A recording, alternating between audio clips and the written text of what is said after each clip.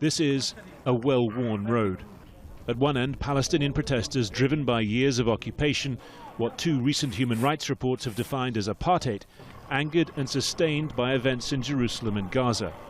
At the other, the implacable, militarized position of the Israeli forces, blocking the way and more. This is how this day would play out. Huge shows of force, pushing back the crowd, then young men in small groups gradually approaching within tens of meters of the Israeli fortifications, peppering them with rocks and glass marbles.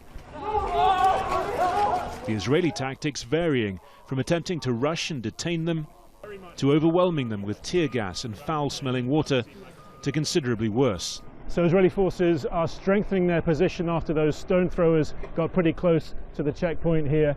And as you can see on the road just in front of us, a sniper team has taken up position. Later, as we reported live, there was no rushing, no show of force, simply sniper fire from a protected position on unarmed protesters. One man fell injured in front of us and was taken out by ambulance. One among many here, among dozens across the occupied West Bank. Near the illegal settlement of Beit El, close to Ramallah, the gunfire was at one point going both ways. This is a rare shooting attack on an Israeli military position during a confrontation, a sign of the seriousness of this current upsurge in violence.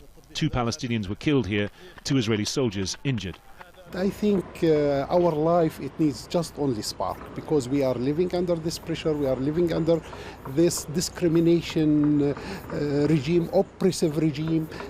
That's the situation. This had been declared a national strike and a day of rage, observed too in occupied East Jerusalem. Confrontations breaking out at Damascus Gate and in Sheikh Jarrah, where a long simmering protest against forced expulsions of Palestinians has in part fueled this wider violence.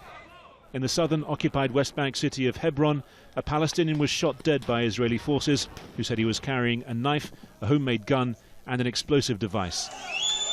A brutal day to add to the tally of the last week. Harry Fawcett, Al Jazeera, Bethlehem in the occupied West Bank.